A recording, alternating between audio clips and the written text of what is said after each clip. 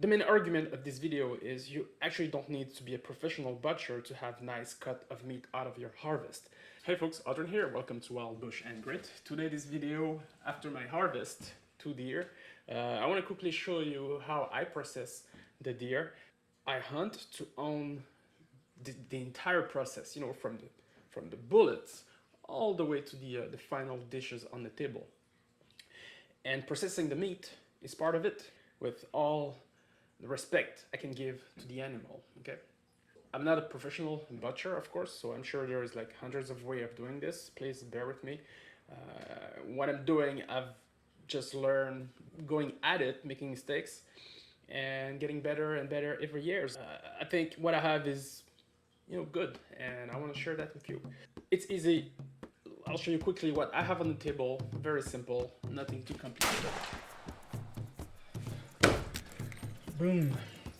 Before getting into what I'll do with the neck, let's just go into one quick principle here when you're cleaning your meat.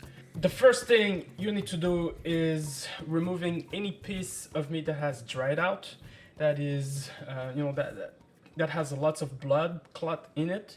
You want the meat to be clean. You want the meat to be hair-free. You want, most of the time, remove some of the blue skin. I'll get to the blue skin a little bit later because there are some exceptions here. But overall, keep the meat clean as much as possible. Remove all the hair if there are any, blood clot, and sometimes blue skin. The neck is an awesome piece. You can debone it entirely and cut it into pieces for your burger or your stews, or you can be a foodie plus and keep it whole like this and use it as a neck roast. Okay, neck roast is delicious. The way I do it, very simple. I'll just sear it, send it into the oven, cover this with beer, and add a couple of onion, garlic, some spices. Let it roast for a couple of hours, like 2-3 hours, kind of low temperature, maybe 325.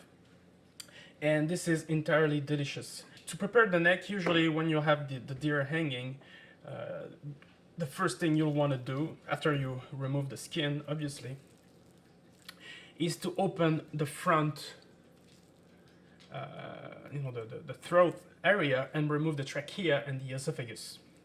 I'm gonna remove this whole piece here.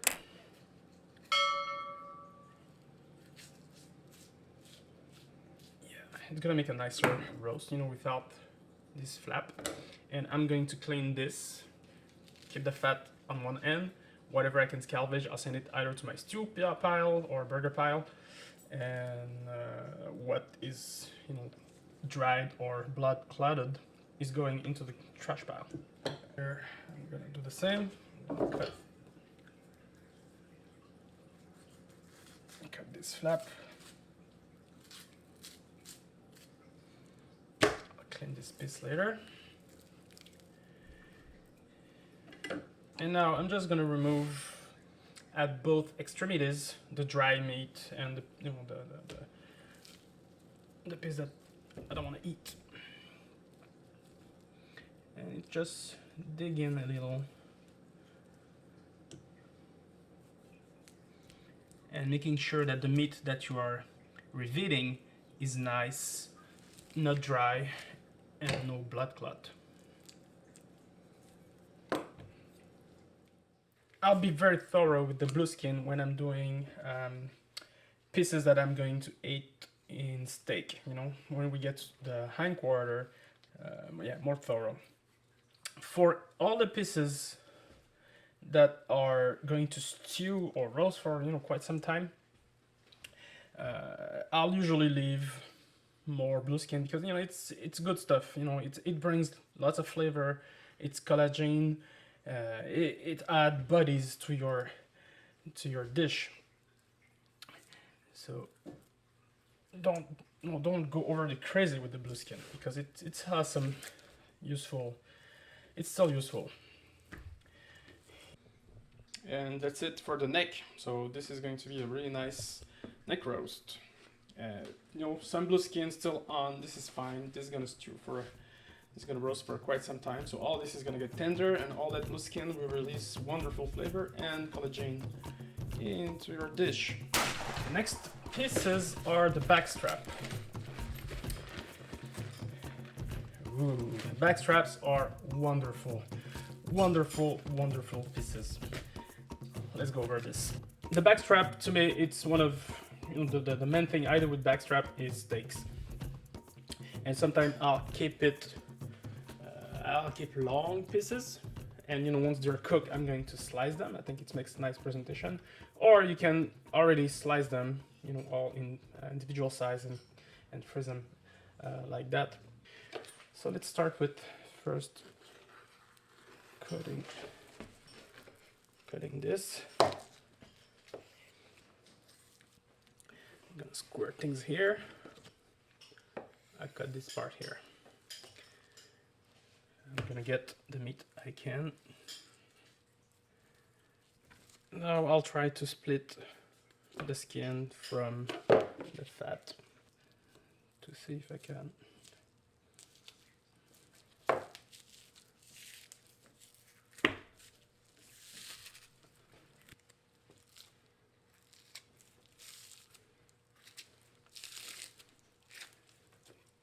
Not quite.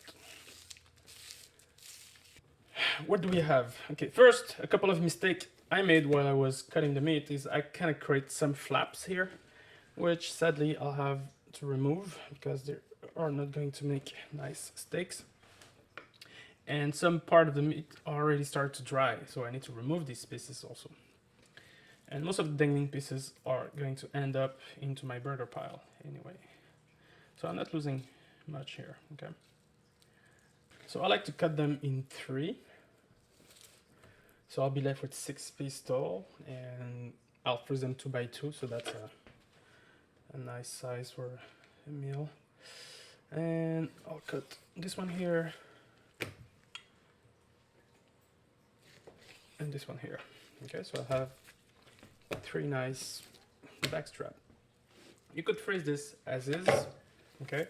Of course, we still have some blue skin to take care of, but blue skin actually protect your meat, okay? Know that. I'm going to take care of blue skin now. To remove the blue skin, very simple. I'll just pierce one end here, and I'll just push toward until my knife come out on the other side.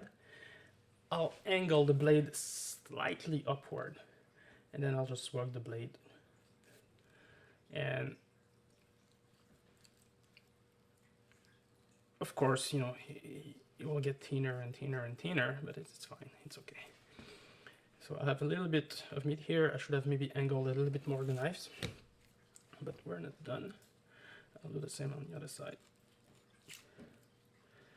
And continue.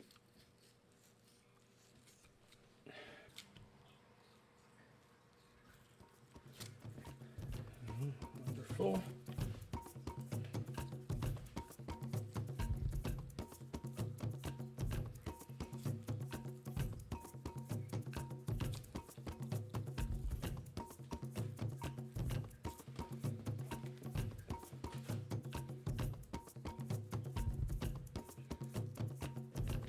That's it. So that's how I usually work the back strap. I'll finish this and then I'll see you next.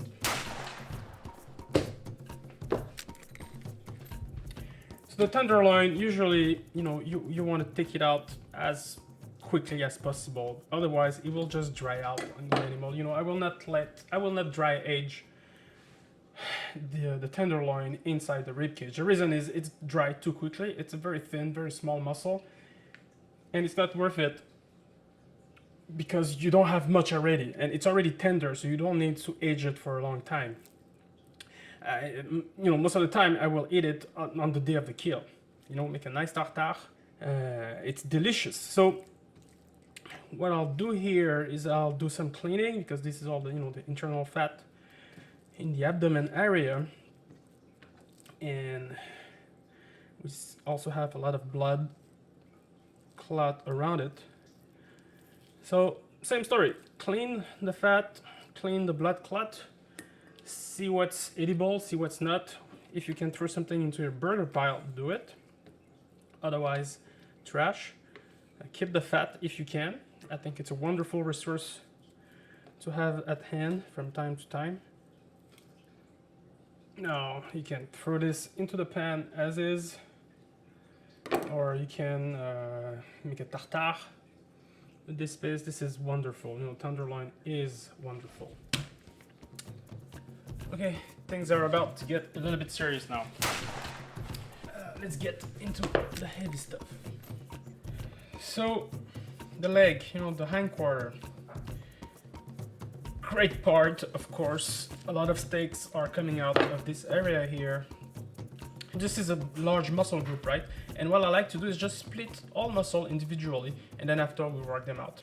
So you see that white line? This is where the front part and the bottom part will split about, okay? The round, the sirloin. I'm just gonna make a gentle cut here because I don't want to cut the muscle. I just want to cut the membrane that holds the muscle. Okay, when the first layer is cut, I like to go in with my hands and just splitting the membrane that I can. Of course, when it gets tough, you go back in with the knife, but you want to be careful not to cut into the muscle itself yet, not at this point.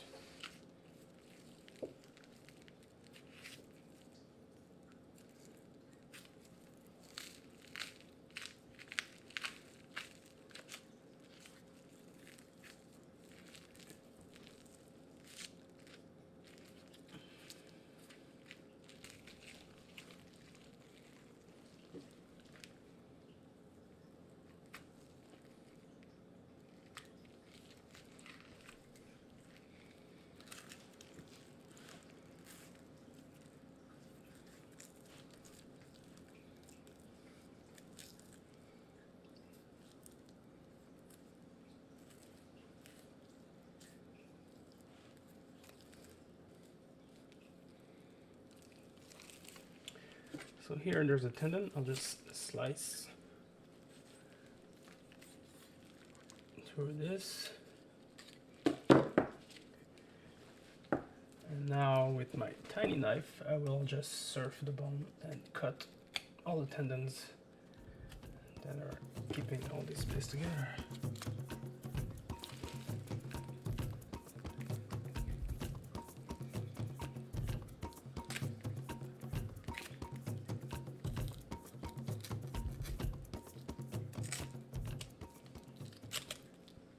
I'm just gonna cut here.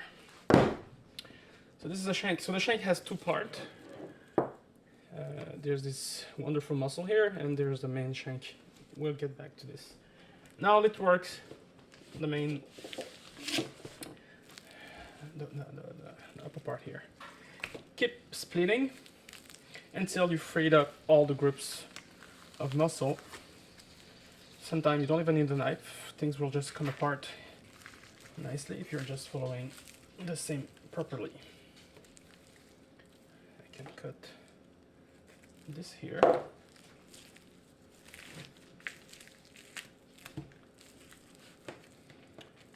All right. So I think I just understood something. This would be the, in French, extérieur de ronde, and this would be the intérieur de ronde. Okay. I'll find the equivalent in English in a couple of minutes. Well, I'll add them at the edit.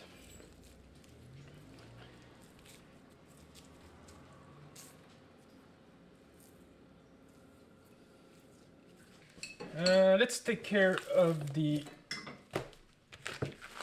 this part here, the exterior. One piece I have attached here is called the eye of the round. So this is a wonderful piece to eat in tartare, for example, or just seared as a steak. This is great.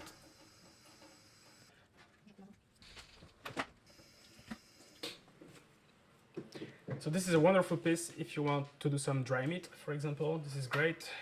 You can also do, of course, jerky beef. Or use it as a steak. Marinate it, send it to the barbecue. This is wonderful. Exterior of the round. So this great for jerkies, biltong, dry meat, steak. This is a very all-purpose cut. I'll remove all the dried part. We usually hang the deer for about a week. And so, you know, so, some dried piece are expected, you know, that's part of the deal. But, you know, aging your venison will make the meat a little bit more tender. And, you know, 1 week is actually not a lot. There are folks that does it for multiple, that 2, 3, 4 weeks, even probably longer. And I've seen some instances where you actually have like a grain mold inside the thoracic area, you know, almost like grain here. And I think I'm gonna keep this one as is. You know, later I might want to do some jerky, all squared.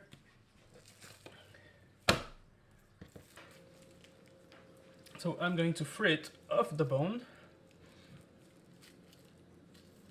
and then we can talk about it in a moment.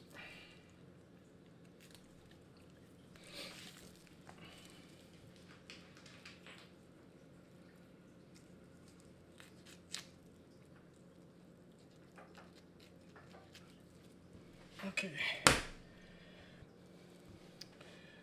So let's make some steaks with this guy here. So for the steak, I like to really clean, you know, all the blue skin, all the fat, all the nerves as much as possible. I'll come at an angle, and this goes into the burger pile, and here we go. I'll make them, you know, maybe 1 inch, 1.5 inches thick.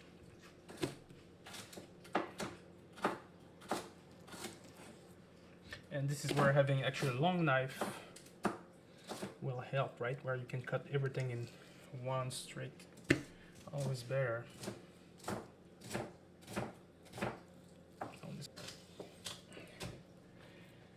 And there you go. You have bottom round steaks. Here I'm going to keep deboning my sirloin.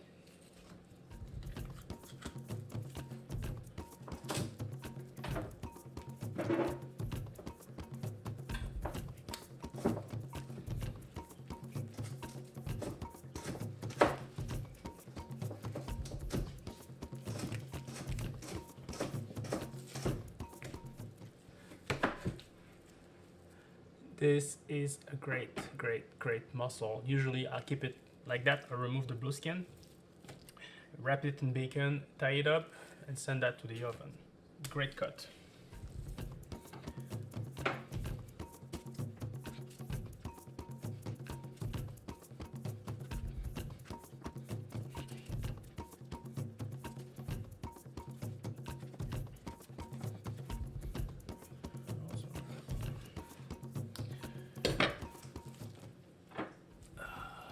Oh, seriously, look at that. Look at that.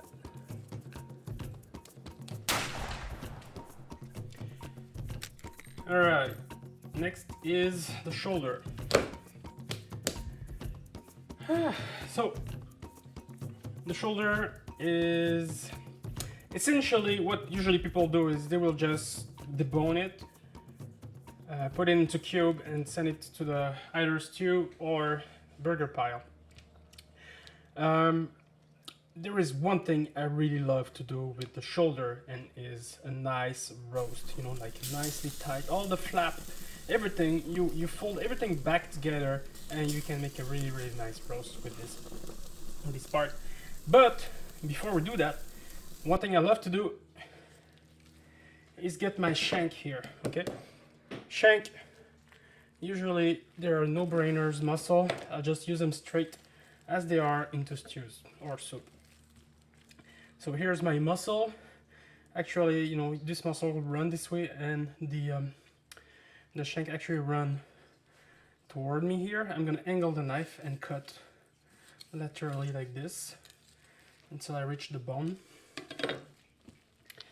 Next, I'm gonna run my knife, actually, no, let's take this one behind, and I'm gonna cut the tendon here all the way up until I make contact.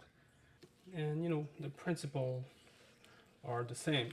Find the tendon, with the tip of the knife and cut them.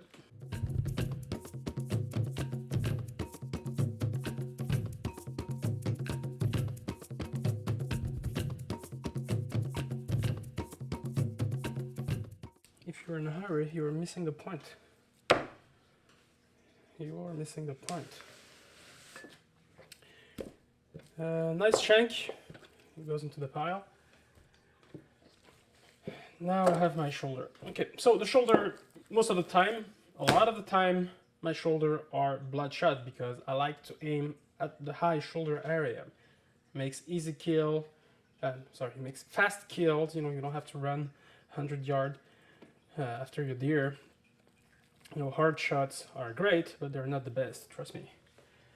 I've seen deer with their hearts blown out run 100 yards before stumbling, you know.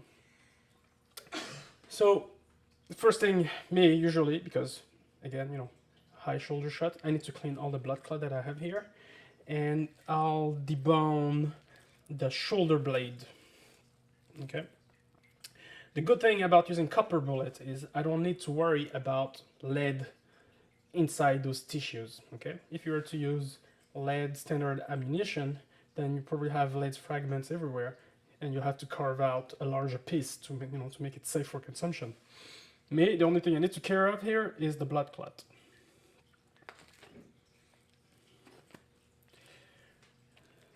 So let's start.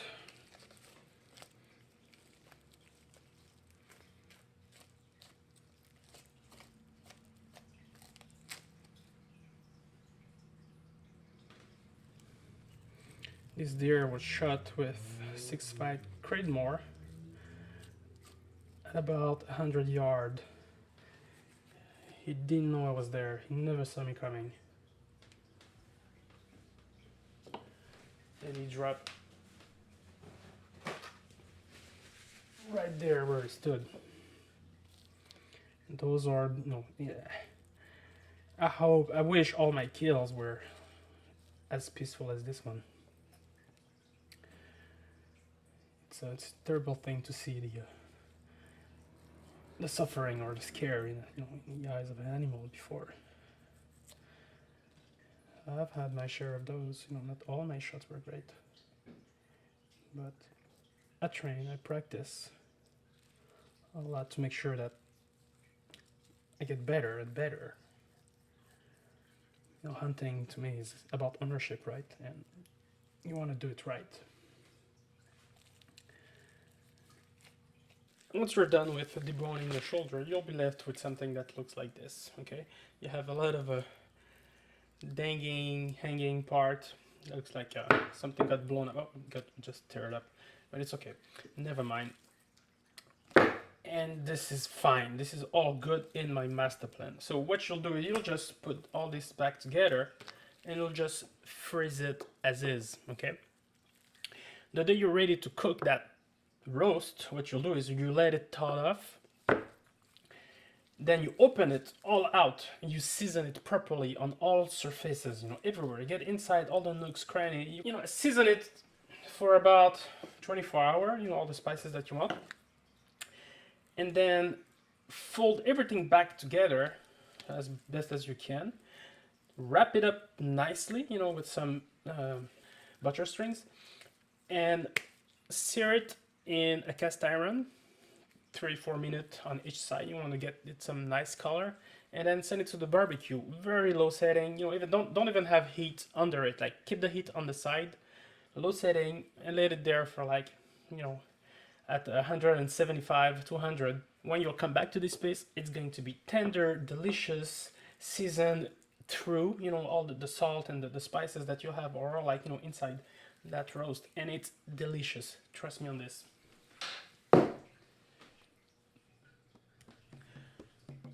Okay, so let's recap what we have done today. Here, this is the neck roast.